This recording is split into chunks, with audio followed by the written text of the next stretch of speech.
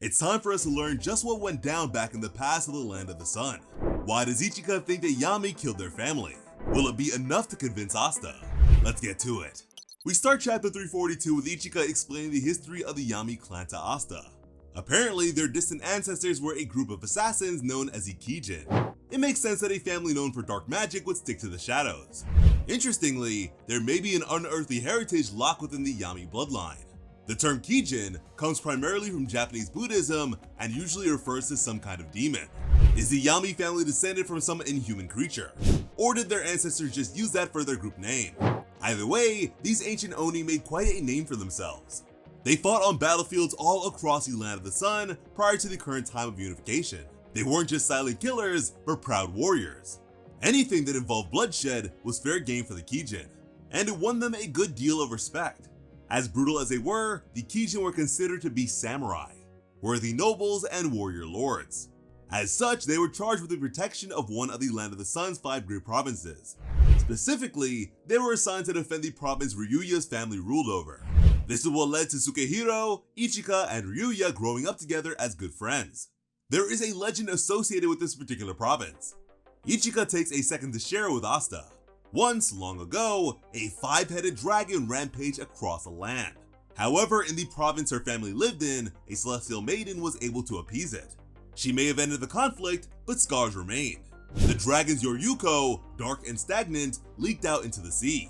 That turned the waters of the bay black and stagnant. It is said that this coastline distorted time and space, connecting the Land of the Sun directly to hell. If any province required a powerful group of warriors for protection, it was this one. That strange magic could lead to all kinds of monsters invading. Who knows what effect it would have on the people living nearby? But the head of the Yami clan could not accept this duty. Sukehiro and Ichika's father was not a kind or gentle man. We see him lash out at his son during training, his mind more focused on the indignity of his position. He doesn't have anything useful to share about Sukehiro's technique. The old warrior just keeps grousing over the expectation that he has to stick around some backwater spot of land. Does the whole family really need to babysit some pampered feudal lord? It's unfair. The Yami clan were demon sword wielders. Their blood and Yoryuko cry out for excitement and battle. They should be all fighting. Someone. The old man clearly misses the days of war, and until another war starts up, he will have to settle for violently knocking his son to the ground. But the large jug of alcohol in his hand may have something to do with that misjudgment. Captain Yami may enjoy the odd drink too, but whatever else you might say about Yami Sukehiro, he never treated his black bulls this way. It's clear even at this early stage that his father is a total scumbag. And even as a kid, Sukehiro isn't shy about letting him know that. He calls his old man out directly, writing his moaning off as worthless babble. His father snarls at him for that, but Sukehiro has no intent of backing down. Ichika cowers behind her brother, clearly scared of their old drunken sod of a father. It's obvious at a glance that she is a very different person at this point. Not the badass samurai, but a weak and scared little girl. Did she ever intend to become a warrior? She looks like she would be happier sitting around and writing haiku. Yet somehow, just seeing Ichika sends the Yami patriarch into a cold fury. He notes that her eyes remind him of their mothers, and that resemblance infuriates him. Lady Yami had to go and die giving birth to this weak little girl who can't fight. The patriarch is enraged at this idea. They lost a warrior and gained a wimp. Someone who can't fight does not belong in his precious warrior family. So he brings his sword down right at Ichika. While it is not a steel blade, the bamboo sword or bokken is more than capable of killing someone when used with this kind of force. Yami Sr. just tried to slay his own daughter. Even by drunken idiot father standards, this man is downright contemptible. And so if Yami did kill him, shouldn't we let him off the hook at this point? Thankfully, it hasn't come to that just yet. Sukehiro is as good a brother as he is a captain/father figure. He counters his father's blow with one of his own, holding strong against the bigger man's attack. The bulging veins and wisps of dark magic suggest that Sukehiro may have actually been using the Zaten here. Does he know the Land of the Sun's trademark super move? Either way, his block is still impressive enough.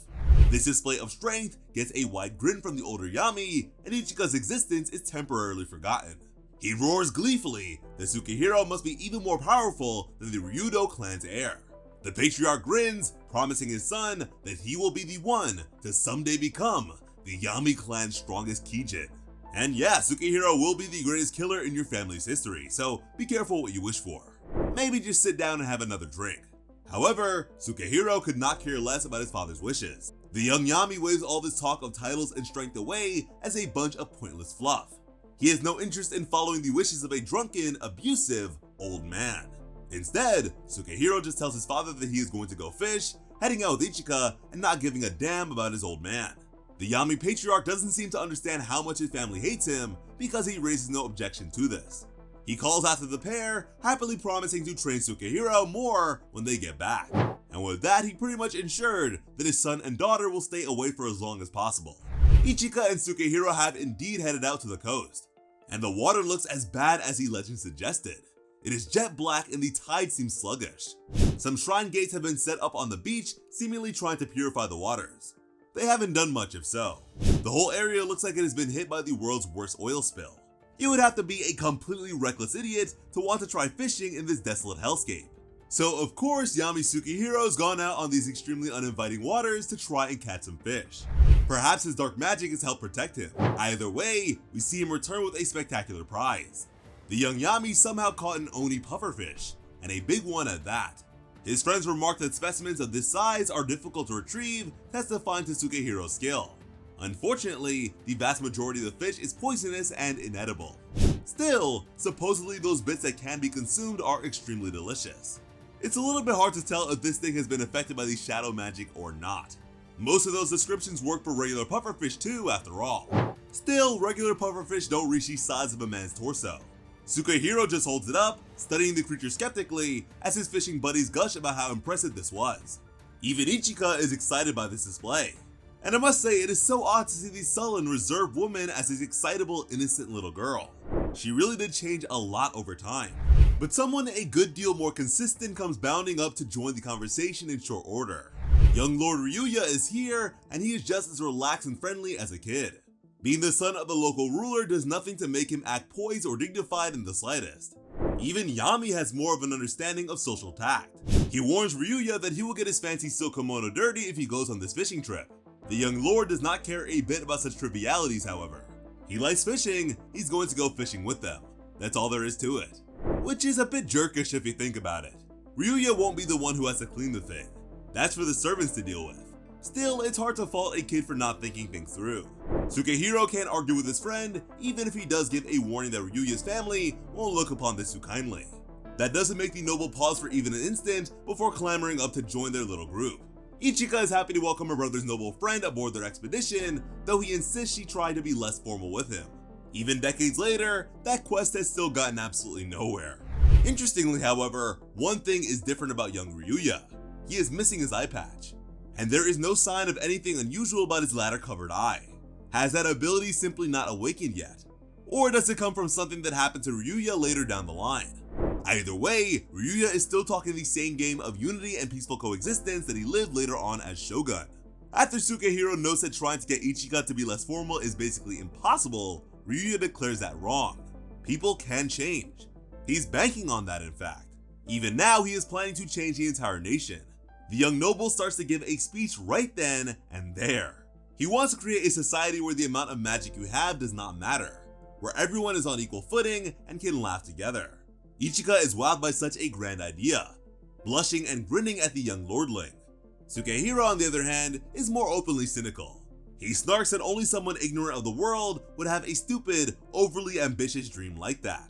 Still, he can't hold the mask of contempt for long.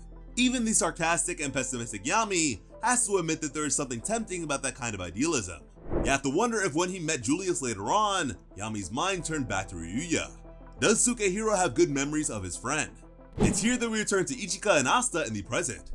Ichika admits that she had the same thoughts as her brother, even though she didn't voice them. It would have been hard for someone growing up in the Yami clan to believe in other people. Still, she too thought that Ryuya's dreams were admirable. However, in retrospect, Ichika thinks that Yami was lying on that day. According to her, his later actions prove that he never believed in Ryuya's dream. As far as Ichika is concerned, Sukehiro Yami was exactly what her father taught him to be. Perhaps even more than the patriarch ever dreamed. The greatest Kijin of them all. The one who brought the Yami clan to a final, bloody end. We get another glimpse of the moment when this crime was discovered. Ichika was barely conscious, but Ryuya was seemingly carrying her to the site. The future shogun was clearly shocked, unable to believe what he was seeing. Tsukahiro Yami was standing on the same beach as before, under a crescent moon. His blade and clothes alike are heavily bloodstained. The Yami clan lay scattered around him, all violently slain. Despite their bloody robes, the sands of the beach were remarkably pristine. As such, each of these kills must have been extremely quick to ensure everyone fell without leaving additional bloodstains. Yami took down his family with a single blow each time. Considering these were all well-trained warriors, that is highly impressive. The murderous Tsukahiro turned towards Ichika and Ryuya. Even now, his sister can still remember that moment. His cheek was speckled with blood. His eye bore into her, a demon's eye, full to the brim with killing intent. Asta can barely believe the tale he had just heard. He's just standing there by the riverside, mouth agape, as Ichika finishes up. After that day, Tsukahiro Yami abandoned the land of the rising sun. He left his sister and his best friend behind and fled to some far-off land, living with a bunch of stupid foreigners rather than face justice for what he did. And Asta trusts him? The very idea of that is enough to enrage Ichika. How could anyone trust a cold-hearted killer like that? Someone who slaughtered his own kin like it was nothing. Tsukahiro became everything she hated about the Yami clan. He actually listened to their father, took all that training to heart, and became the ruthless killer and murderer she despised. He was Ichika's big brother, her protector, her role model, the only person in her life that could stand up to their father. And he let her down. A wound like that cuts deep and never fades. As far as she's concerned, no one should ever trust Tsukahiro Yami again. They are just opening themselves up to pain, just like she did as a kid. But Asta simply cannot accept this. He mutters that there must be some mistake here, although he's got no idea what that mistake could be, of course. It's hard to misinterpret standing over a field of fresh corpses with a bloodstained blade clasped in your hand. Still, Asta has never let anything as sound as logic stand in the way of him following his heart. And on this matter, his heart does not waver for a second. He fought beside Captain Yami, venturing into life or death battles without hesitation. Tsukahiro saw potential in him when none of the other Magic Knight captains did. Asta's faith in his captain is too strong to be broken by something like this. Instead of the captain, he doubts the evidence. Even with no realistic way to argue his case, Asta doubles down on it, saying as much to Ichika. He believes in the Captain Yami that he's seen during his adventures in the Clover Kingdom, and that Captain Yami could not be the same Tsukahiro Yami that callously slaughtered his family. The man Asta knows is a hero. He won't doubt him. Ichika looks away at that. The two don't talk for a second, leaving only the rush of the waterfall to underscore the silence. When the younger Yami does speak again, her words are as cold as ice. "Don't screw with me, you cretin." This conflict continues to build into something cataclysmic. There is no way either side can find common ground here. Ichika cannot back down from her stance. Asta has no evidence to support his faith in Yami beyond his personal fond feelings for the man. She has personally witnessed the slaughter of the Yami clan. It is an unassailable truth. Whatever Yami did later, his crimes are not disputable. Asta, however, is standing by his guns. His faith in Captain Yami is absolute. Even if Ichika is his little sister, he won't accept the idea that things went down the way she said. It simply does not fit. As such, he can't believe that Captain Yami killed his family like that.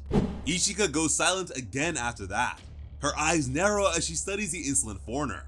Does Asta realize that he is basically calling her a liar? Whatever he intended, Asta has told Ichika that one of the most defined tragic moments of her life simply didn't happen. Does he understand what that must feel like? Probably not. Asta's got a ton of great qualities, but thinking things through isn't his forte. Because yes, this leads to exactly what you would expect, given how much of a temper Ichika has shown throughout the story so far. With a scarily calm voice, the younger Yami accepts Asta's challenge.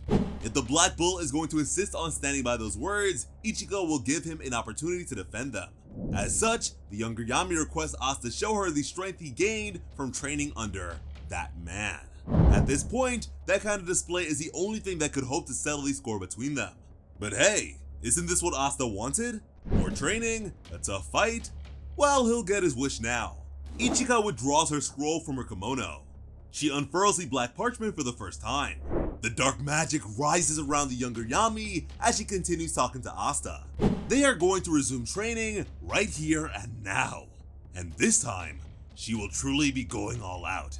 As proof of that, we see her first spell of the fight. Dark Yojutsu, Dark Cloaked, Black Musha. The result is a full transformation. The dark magic enshrouding Ichika is a near demonic suit of armor. Black wings rise from her back, a helm and a half mask obscure her face, and her sword is now entirely made of shadows.